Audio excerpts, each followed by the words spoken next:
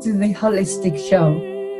Today we're going to be interviewing Matt Embry, who recovered from multiple sclerosis. Actually, he was diagnosed when he was 19 years old. And thanks to his family and support system, he was able to not go down the route that a lot of people go down.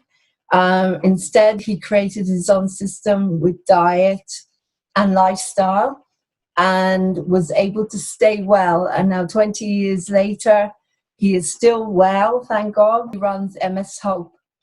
So I'm very happy today to be interviewing Matt Embry. All right. Okay. So hi, Matt. Hello. It's good to have you here. How are you today? I'm excellent. Thank you so much. That's fantastic. It's really great to see you looking so well. How's the weather where you are? Well, here in Calgary, we just had almost 40 centimeters of snow last week, and it looks like we're at 20 possibly coming today.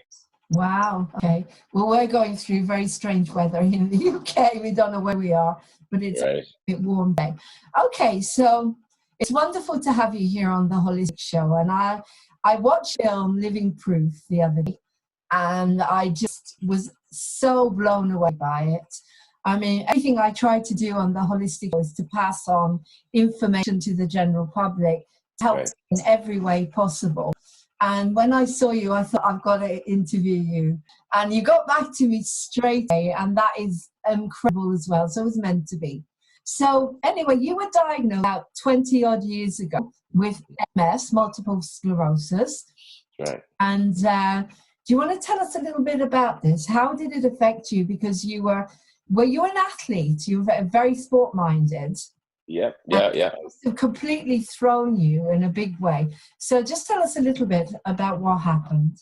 Yeah, I mean, that's right. I mean, I still am very athletic. And what had happened is I was mountain biking, and I'd come home, and all of a sudden I was actually kicking a basketball around, and suddenly I had a hard time feeling the ball. And the ball, it was almost like it was a combination of almost numbness and hypersensitivity. It started in my foot, and within about 20 minutes-ish, had gone all the way up to my chest. At that point, I think I had told my parents I thought I'd had a stroke because of how I felt. Within a couple days, I started to experience some pretty severe leg spasticity while I was sitting at times, and then we went into the doctor after that, and then only to find out that it was actually other neurological symptoms like eye coordination and some reflex issues that I was experiencing that I wasn't noticing, and then a subsequent MRI, and then a diagnosis. Right, that must have been a terrible, terrible thing for someone so young. And so when we see this in the film, it's so touching, the whole process. But you were very lucky that your father basically helped you, and he somehow did a lot of research around it because he was determined that you weren't going to deteriorate and end up in a wheelchair and paralyzed. So how did you start on your journey? Because your journey is such an incredible one. Why would someone actually decide to defy all the conventional ideas of medication and get there and do something completely different? Why do you think that happened? Well, I think there's a couple reasons. I mean, if you go back, this is all the way back in 1995, right? And this is just when the MS drugs were just kind of coming into treatment. So they were all relatively new. I believe even the beta interferon back then was still in trials. Don't hold me to that, but I think that was the case. So there wasn't a lot of options. And so I think that because of that, there weren't a lot of drugs that were being offered, and there weren't also a lot of solutions. And that's just the mentality of my father and my family, is to get out there and, okay, if something's wrong, something's broken, we can try to fix this. And so that's where, I'm so blessed that my dad's, scientific mind, he just took that and just applied it to this disease. And, he just kind of plunged into the medical library and went to work. And, it was amazing how quickly he came up with a diet solution. Mm. So the first thing that you looked at was diet, which was to cut out gluten, dairy, and sugar. Those are usually the main ones, aren't they? That And affect, high fat. Yeah. and high fats as well. Right. High saturated fat, to be clear. Right. Okay. So you mean that you use more like you use coconut fat, coconut oil, and stuff like that, rather than animal fats. And yeah, olive, right, olive oil and fish oils and things like Sure. that are still okay. And how was that for you? I mean, as a young man, who probably liked to have a beer and, enjoy, I don't know, some not so healthy foods. How did you find the diet? How did you find that to start off with? Did you struggle with that? I mean, yeah, you know what, I mean, again, I have a little bit of a scientific mind thanks to my dad. I mean, I was passed down. So, I mean, when I got into it, and I can't recall exactly, but reading what my dad had given me, and I went to other doctors and read what they gave me, and actually going to a seminar. I remember at one point, like, I just kind of got it. And the science made sense to me. The approach made sense. The how it just all made sense. So my brain was able to jump into to be very disciplined to understand that these foods were very likely causing me significant problems, and so why would I eat them? That's really, really good. And I think when I meet people over the years, I mean, it's been over 20 years, it's the people who kind of get it, who really do their own research, and who really start taking accountability to get that knowledge and information into their own minds. Those are the people who don't go back and become very strict, and that new awareness doesn't be as much of an issue as for the people who maybe don't take that time to really become self-accountable to their own health. Okay, so then you took a really big step. You started looking into procedures that other people were having. You went to visit your friend who's a musician, who has MS, and he told you about this procedure where there seems to be a common denominator with people with MS, where it's something to do with their veins are more constricted. Can you explain that? Yeah, so I mean, I think this goes back to about 2009, 2010, where there was, there was research coming out of from Dr. Zamboni, which was indicating that blockages in the jugular veins was causing restricted blood flow from the brain from the head into the body, which is a term we now know as CCSVI.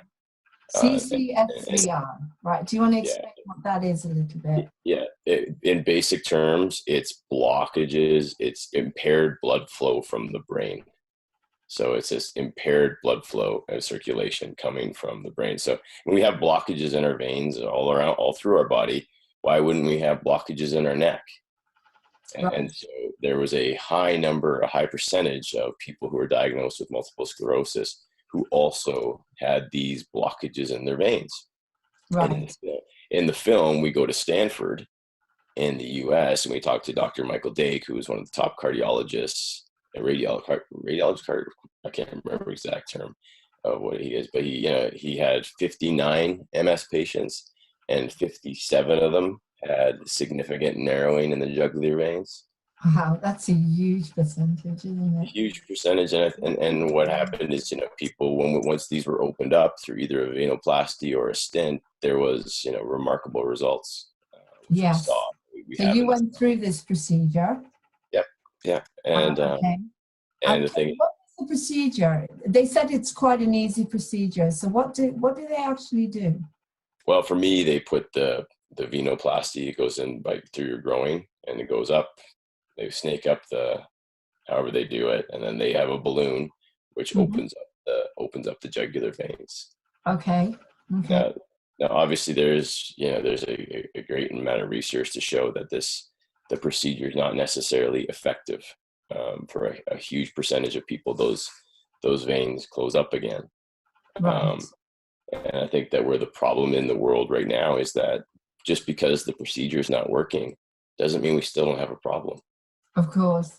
So, I mean, and this is where it's kind of been left, in my opinion, where people are like, well, it's not effective, the treatment. Okay, that may be true, but the fact that we still have blocked veins remains. So what are we going to do about it? Okay, okay. But this was a huge thing that you went through, and then you went and started doing some more research. You looked into stem cell therapy, Yeah.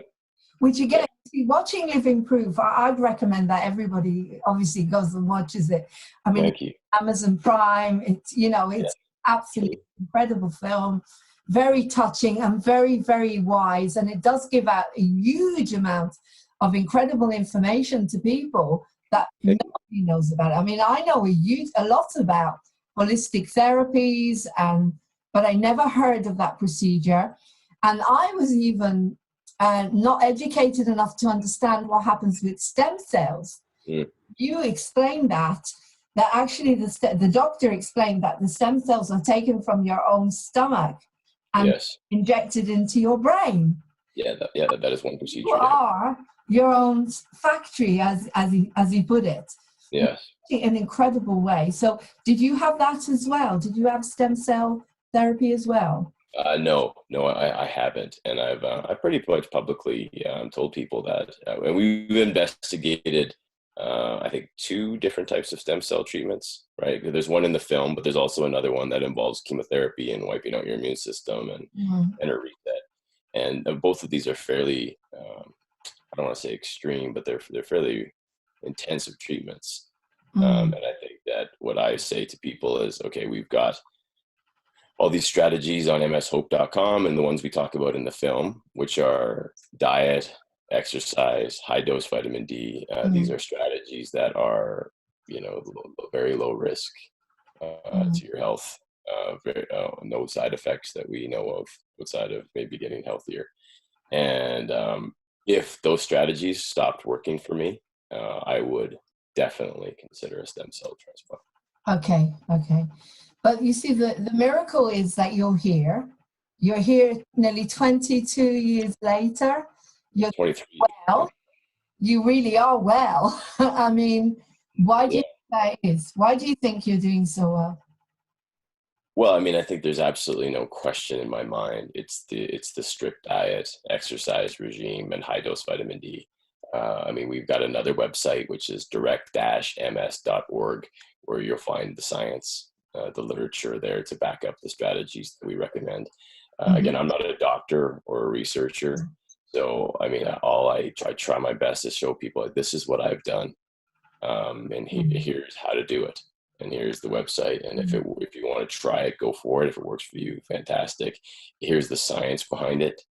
And then if you visit my Facebook and if you visit, all the surrounding social media, we post other people's stories, and in the film too, right, to demonstrate that I'm not a one-off, that there are people like me all over the world who are doing this. It's incredible. We'll talk about MS Hope in a minute, after the break, because I'm going to take a little break because I have to put an advert on because we're kind of a TV station. So carrying on from what you're saying, because, you talked about vitamin D. I did a whole program about how important vitamin D and vitamin K are to, to take them together. We've got a program on here where someone explained that.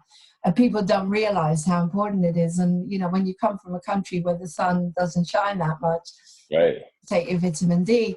But your father actually said, and this really, really stood out, that he's more or less saying that it's impossible to develop MS if you take high dosages of vitamin D. You stand by that? Again, I'm not a researcher or a doctor, so I don't really like to make these types of comments or claims. But I think my father, he definitely has a strong position that adequate amounts of vitamin D in childhood in particular and through our life will, hopefully hold back the disease in itself. So, I mean, it's creating awareness. It's making sure people's vitamin D levels are, adequate from the time they're born throughout their entire life. Okay. Yeah, as I say, that a lot of us are told that now about vitamin D, that it's more or less a cure for everything, if you have enough of vitamin D in you. And as I say, because we don't have it enough here, we need to take it. But coming back to the film, Living Proof, How did that all start? When did you decide that it's time to make a film? How did you go about it? Did you direct it? Did you write it? Because you're the main actor in it, obviously. Yeah, I mean, the thing is, I've been a filmmaker my entire career. I mean, that's what I do. I've had and you know, again, I've been blessed with a very successful career. I've been blessed to be have a successful film career and documentary in particular. Okay. And so I was able to, through my 30s, build a very successful production company in Canada. And so I'm lucky that I've got the resources, you know, at my fingertips. You know, really, we have full-time employees and editors, and I work on all sorts of films. And so this is what I do. When we created, you know, the question was, how can we get this information to the public in the most effective way? And you know, with film and documentary being so important in regards to how we can communicate ideas and the power of it to reach people all over the world, we made a decision as a company to at the beginning to take a risk and can we do this? And then, you know, we have a story we want to tell, and then we went to work, and you know, a gifted group of filmmakers around us in regards to DOPs and editors and producers. And I'm a director by training, and so I started to direct it myself after we went through the demo, and then we just kept shooting, and then we wrote it.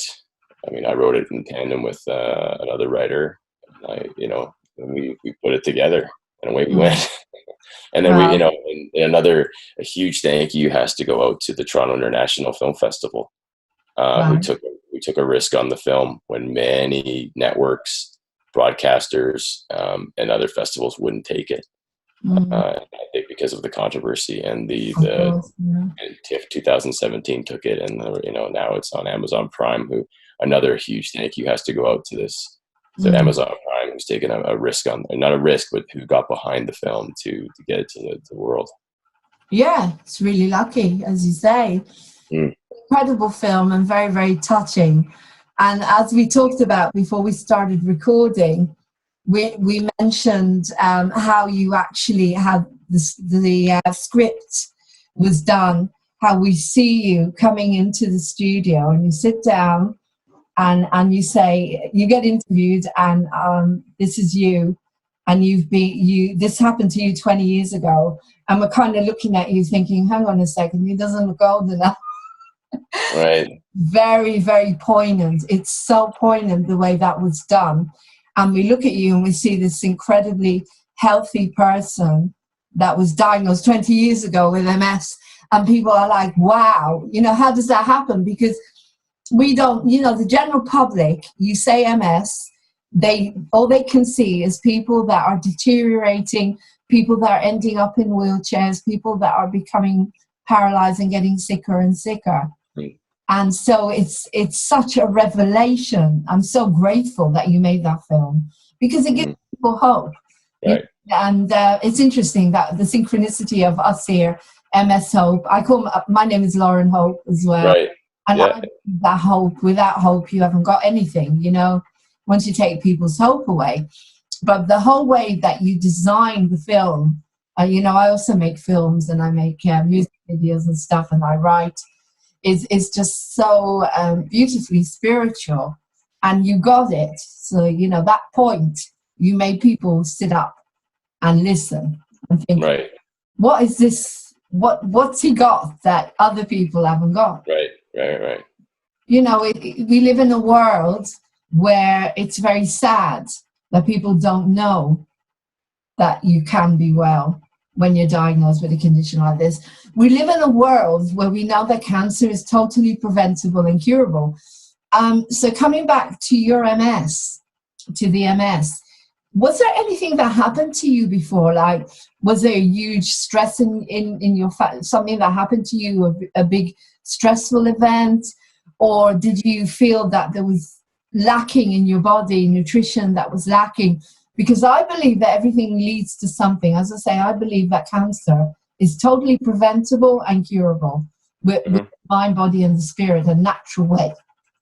So Do you think that something might have happened to you, or that you were lacking even as a child, that could have led to you being diagnosed? Yeah, I mean, these are really complicated questions, especially with multiple sclerosis, right? Because there is a number of variables that contribute to what we believe to be to this condition. Certainly, diet was something that was not happening in my life. We definitely had a diet not atypical to that of the Western diet. You know, high fat, high sugar, high dairy, high gluten. So the diet was for sure that way. I was only 19, so I think most people go through stress in their late teens, right? And I don't think there's anything like super particular outside of maybe some relationship issues. Sorry, like extra exams or anything like that? Yeah. Pressure? No, I mean, relationship issues, but nothing too significant. I'd also, I guess maybe significant, but not. It's hard to correlate, right? And I think that also I suffered a major concussion and head trauma, neck trauma when I was in elementary school. Okay. Hard not to think that maybe there's something there that could have There occurred. may be a connection there, yeah. And these types of things. And I think that what we try to, I really appreciate your commentary on the structure of the film, because multiple sclerosis is the flashpoint of the documentary. And what we tried to do is structure the film so that anyone who's diagnosed with any disease is going to be able to relate to the journey. So there's an onset, there's a diagnosis, there's a medical system that tells you you're unwell, right? So instead of telling you that you're perfect and that you're dealing with something that maybe the levers of your life need to be adjusted and a new balance needs to be found, you're told that you're unwell and you're left in many ways to your own devices. And I think that in that trauma and that kind of awakening for people, that's, we try to show that journey of going out there to find hope and all the roadblocks that people will encounter. And I think that it's no different. It's a MF, it's Parkinson's, Alzheimer's, cancer. It's a similar process. Yes. And that's what the film is trying to teach people, that, you need to be your own advocate and you need to go out there and search for answers and hope. And that, that's the journey. And the question is be very careful of how much money can be made off your illness. And we try to tell people, follow the money.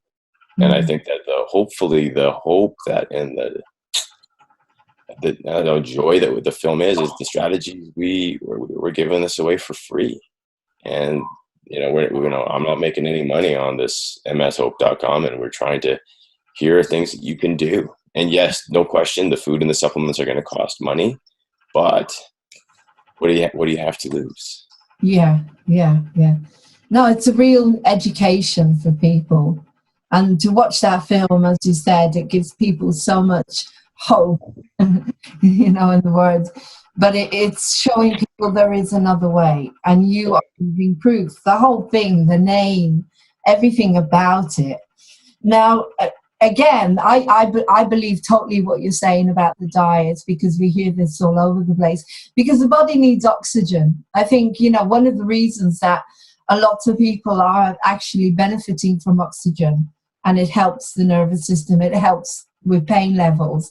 And they are offering here in the UK in the MS centres. I don't know if they do that in where you are in Canada, but we can actually pay. Well, it's a bit sad that you've got to pay something like $50 for an hour to breathe pure oxygen, because we don't have it anymore to breathe in our world. Everything is so polluted. But obviously, when you go onto a really healthy diet, you give your body a chance to breathe. Right. People don't seem to understand that. We're just like a plant, You keep rubbish into a plant, you're going to kill it. So it makes perfect sense. So just before we take a break, what is, say, your daily diet? So what would you eat, for example, over the day? Well, it's fairly basic. I'll start my day with almost every day with a fruit smoothie, like a fruit shake or something like that. And then maybe a little bit of protein. And then it's normally a salad for lunch with a little bit of protein as well. And then again, do you eat meat and fish? Or you're not a vegan? No, not a vegan at all. Yeah. Okay. And then in the evening, also very similar. I may add more rice as a grain, Mm-hmm. but not always. And then it's fairly consistent. But again, Okay. I don't feel like I'm being deprived of anything really. Okay. Let me freeze up here. I mean, do you have gluten-free food? Because I'm gluten-free, and quite honestly, I think gluten-free food is actually worse. Yeah. At all. Some of it is just so bad. But if you want a bit of a, a little bit of a treat, so that's right. have something sometimes, and it's better than nothing at all. Okay, we're going to have a little break, and when we come back, I want you to tell me about MS Hope. Is it a charity? Did you form a charity with it, or is it just an organization first? Well, MS Hope, I mean, there's two parts here, because there's one where my parents have a charity, and that's Direct MS, and that's their charity. But MS Hope is more or less, it's a free resource of information. Okay. So we don't take any money. We don't have any salaries. People don't get paid. It's my volunteer time to do it. Okay. Luckily, my production company is able to create a lot of the assets for it. And people assume there's a big infrastructure behind it, but there's not. There's like me and two other people who help me on the online stuff, and then my parents who my dad helps me vet scripts and stuff like that. Right. But it reaches people all over the world. Like it's incredible. So as I say, we're just going to take a quick break. So everybody go out and have a healthy smoothie, or if you do have milk, have coconut milk or oat milk. They do a fantastic oat milk with chocolate, but then that's got a bit of sugar in it, But occasionally it's good to have, if you can have a little bit. If if you're not suffering too much. But anyway, we'll be back in a minute. Just going to put an ad on, and then we'll be back. Great. In a minute.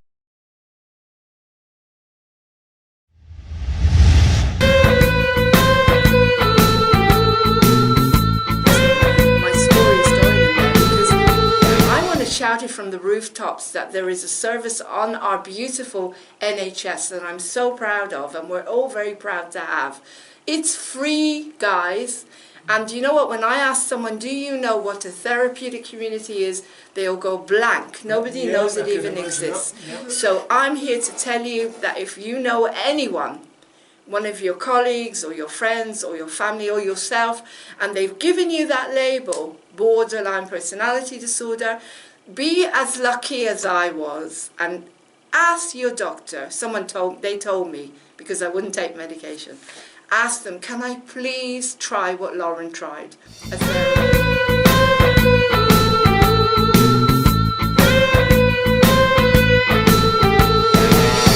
thoughts I have of you, you're always on my mind. Circling round my brain, it happens all the time. I close my eyes and a vision will appear. Wish that you were next to me, but you're no longer here. Wish we were together, not all alone.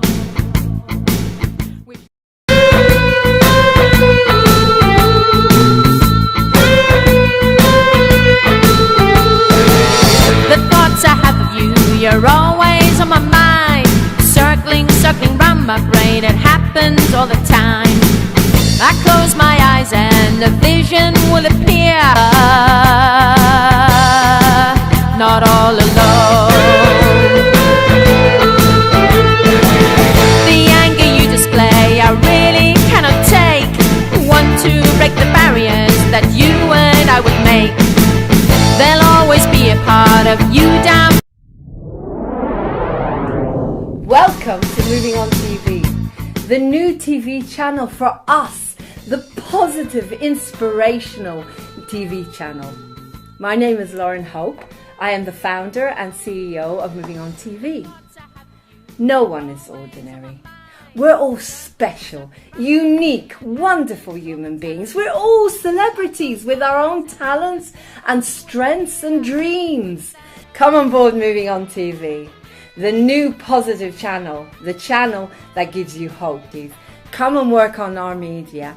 Cameramen, editors, anyone who wants to work with us, and of course sponsors, organic makeup and organic products that are helping the environment and the human race. Don't get depressed. Come on board Moving On TV. See you soon. Bye.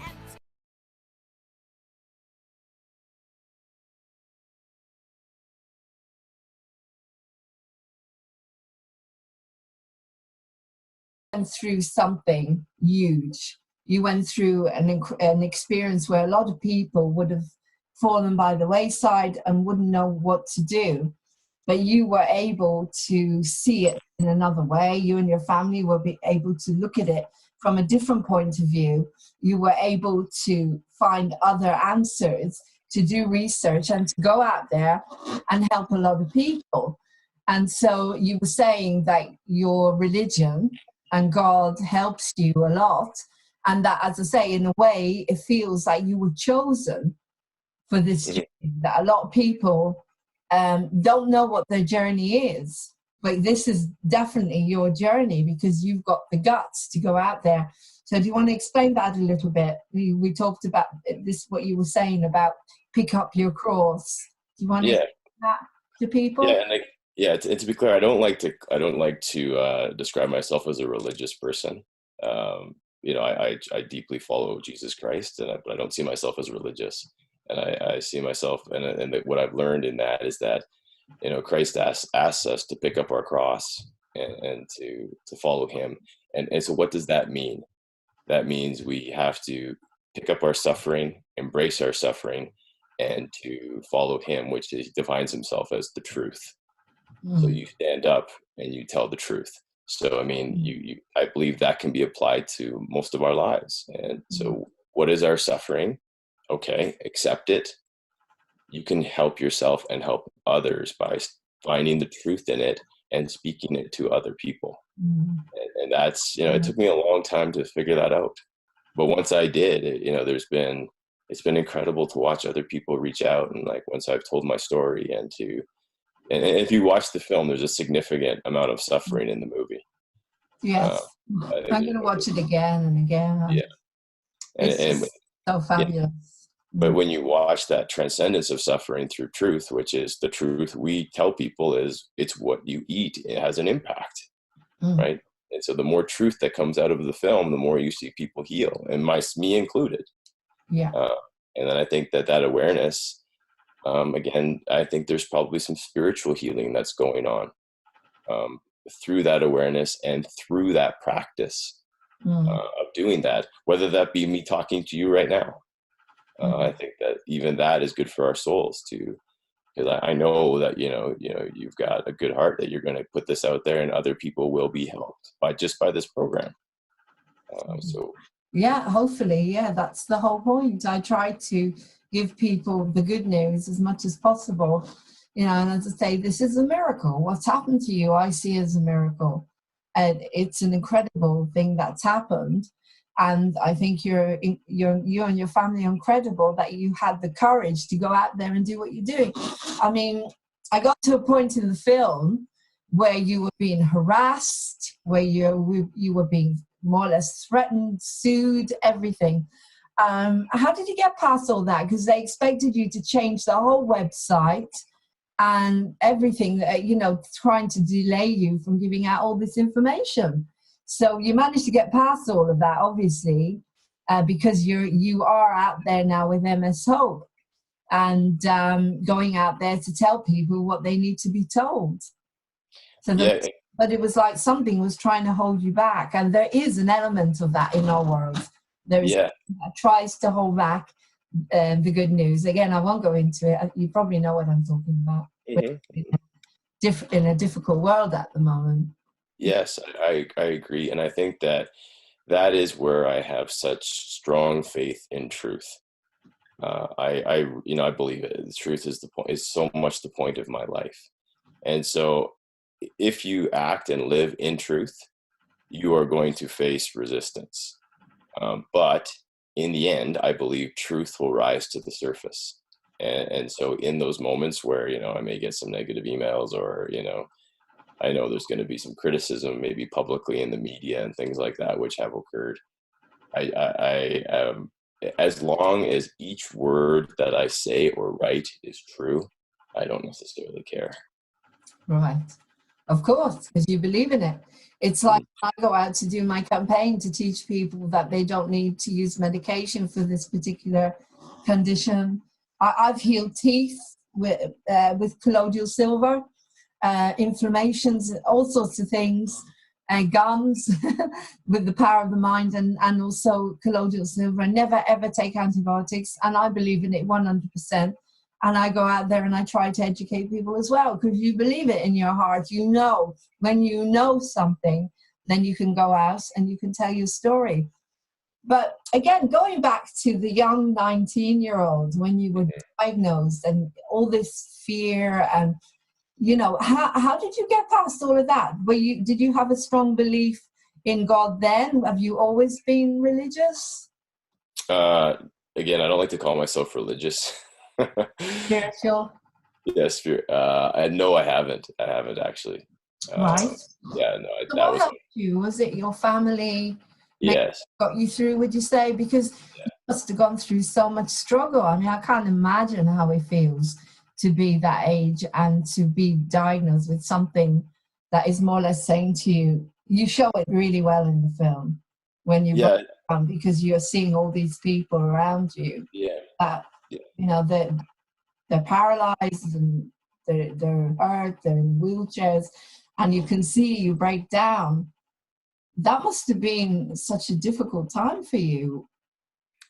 Yeah, it was. I mean, the process of the film was the process. I would think the process of the documentary was actually harder than being diagnosed in my late teens, early 20s.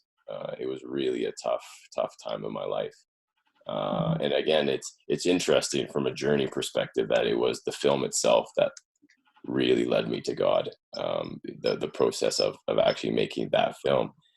Right. But then again, back to our last conversation, it was, I really had to accept, my suffering as part of the point of my life through that process of the movie, of the film, of the documentary.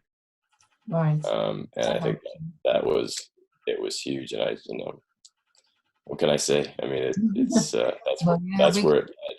Sorry, go on. We can see it in the film. I mean, you really put it across beautifully. And it's interesting, you didn't get a younger actor to play you. No. and this is what makes it so powerful. It made it so powerful. You didn't need to do that. But the beauty, okay, let's talk about MS Hope now, because you've created a safe haven now for people with MS. You do talks and conventions, workshops, is that right? Mm-hmm.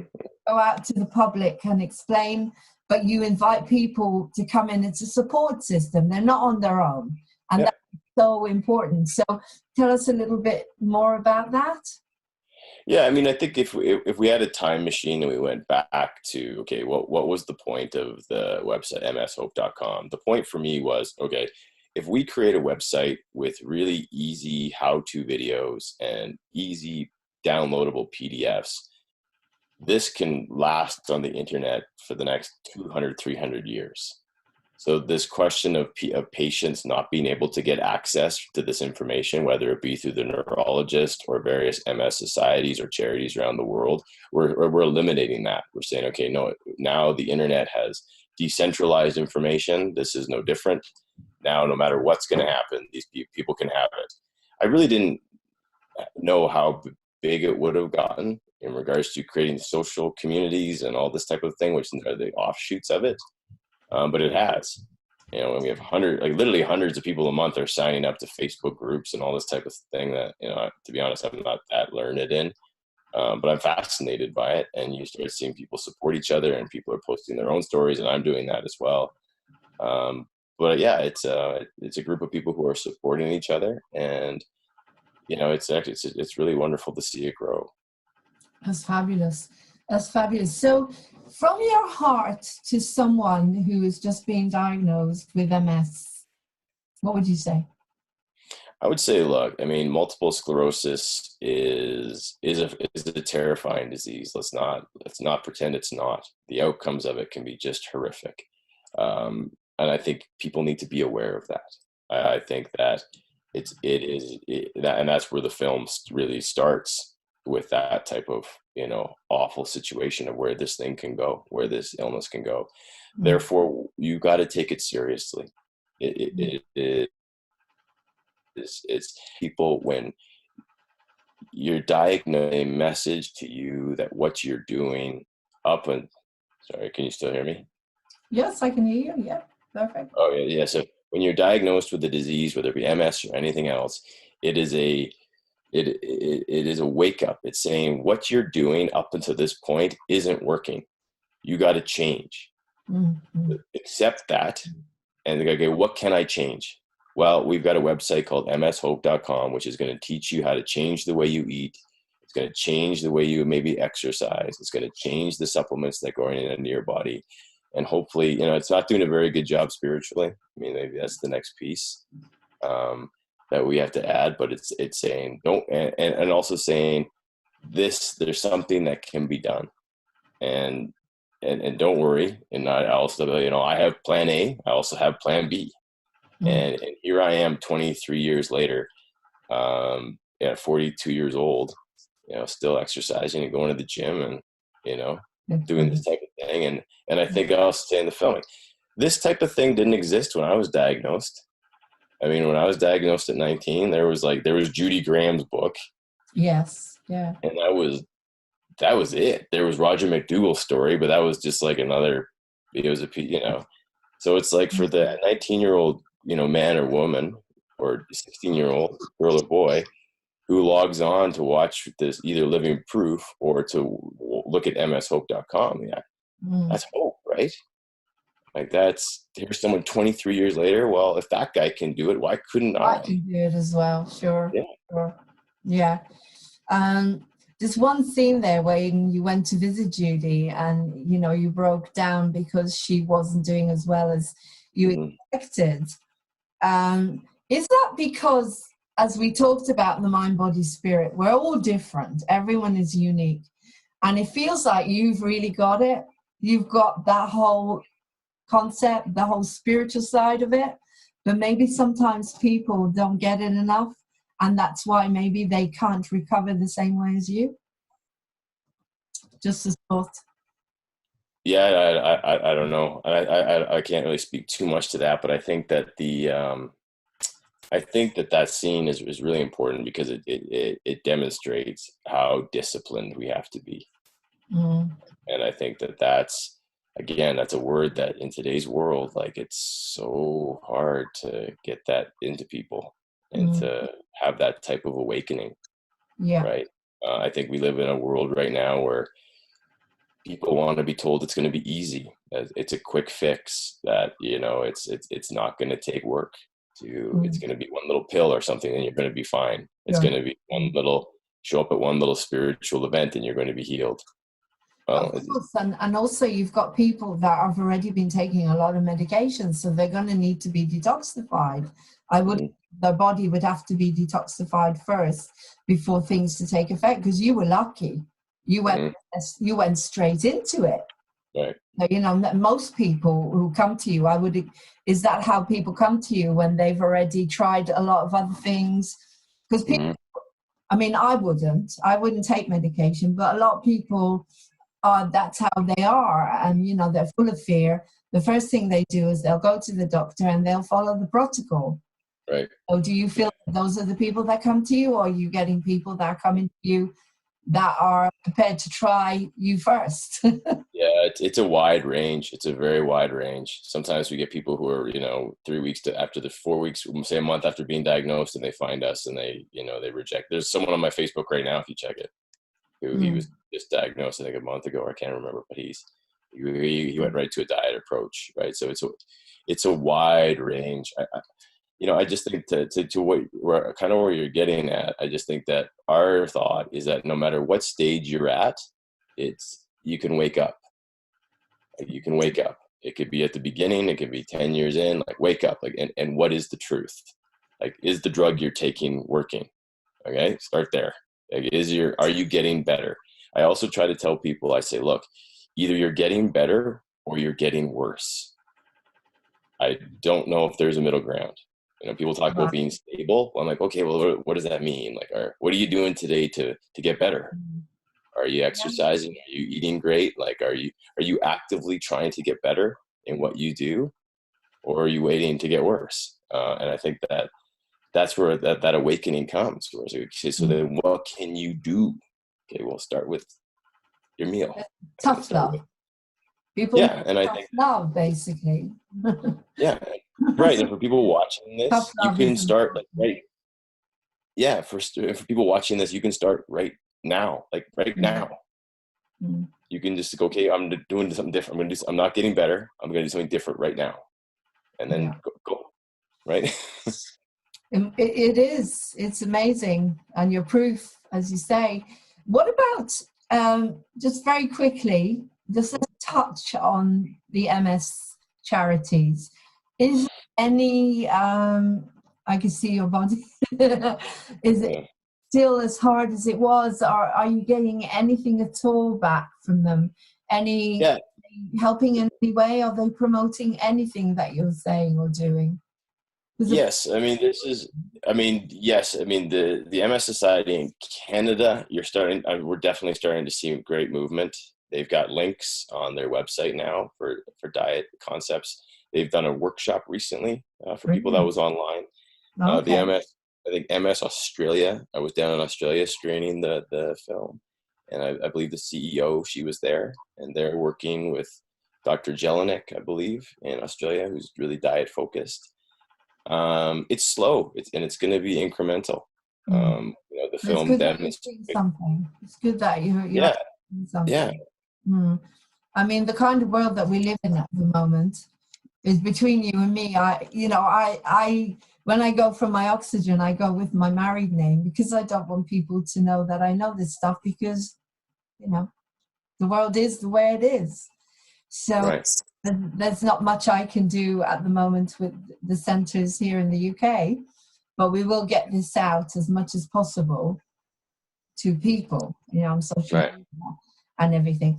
Okay, just so before we finish, how do people get in touch with you? Yeah, I mean, I'm really easy to get a hold of. Okay. As you found out, right? As you found out. I mean, again, I try to really break down this concept of this ivory tower idea that we're not approachable. Like my email is literally on the website. I try to get back to almost I try. I mean, obviously I fail. There's probably people out there like, I know I can't. I try, or I forward it to my dad if it's a question I can't answer. So it's matt@mshope.com, or through my Facebook. I try to get back to people if they have a question. M-A-T-T, Matt at mshope.com is your email. Okay. Is that the best way to get hold of you? Because I found you, I emailed you got back to me straight away. I was amazed at how quickly you got back to me. It was like within an hour, I think. I was thinking, wow, this has got to happen. We've got to do this interview. Well, and that's what I would actually teach people. Like that's a technique that I've learned, and that's about being aware. And that's about, we also live in a world where it's like, well, I'll get back to all this email stuff later. No, do it now. Yeah. There's maybe a bigger reason something's come in to your inbox. And then the more aware we are, and again, this is a different show, but but it's about it's about awareness. And I think that it's about helping people.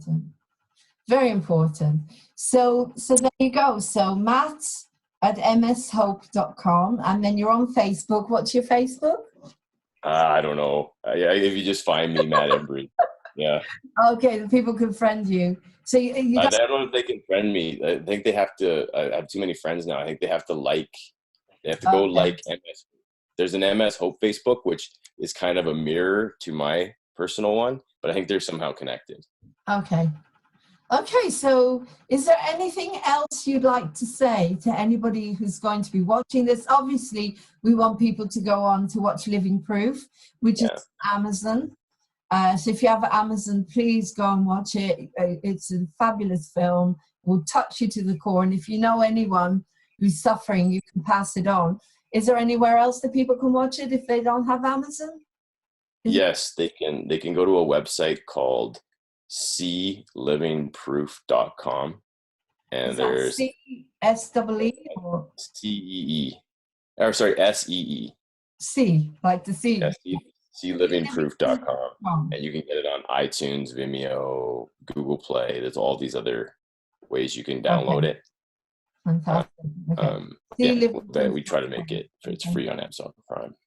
That's fabulous. So as I say, if there anything else you would like me to pass on to the general public through this program that you would like to say now at all about anything to do with Living Proof or MS Hope? Yeah, no, I just invite people to, again, go out there and seek truth. Seek truth. That's the most important thing I think we can try to do in this life. And Living Proof and mshope.com have a lot of truth in it. And for people who are suffering, I think there's a lot of information that's going to help them. Thank you very much, Matt. It's been an incredible interview. As you see, I'm getting darker and darker. Yeah. Getting later and later here. But we got a fabulous, fabulous interview. And hopefully people are going to watch this, and then they're going to watch the film, and the support is going to grow, and people are going to wake up everywhere and understand that it's coming to us from all over the place. Diet, diet, diet. No gluten, no dairy, no sugar. These are the things that we need to cut down on. They also say that the things that are good for us is what we don't like bitter foods, like, apricot kernels for preventing cancer. Bitter things that we don't like. People are so conditioned to sugar and to things. Right. So thank you so much. Please give my love to your wonderful family. Thank you. It was extraordinary to watch the support and the love that you have. And so thank you very much for the interview. And I'm going to sign off here now from Moving On TV. And have a beautiful day and stay well. And you want to see more and more people doing as well as you. So thanks so much. Take care. Thank you. Bye-bye. Guys, for watching that incredible moving interview with Matt Embry. Please go and watch Living Proof as soon as possible. You'll be amazed. And if you have a fantastic story to tell, we're here for you. We want your stories. Please contact me, Laurene, Lauren with an E, I'm Moving On TV. .uk, or you can call me on 07437 532 798. Bringing the hope back into our lives. Take care now. Thank you. Bye.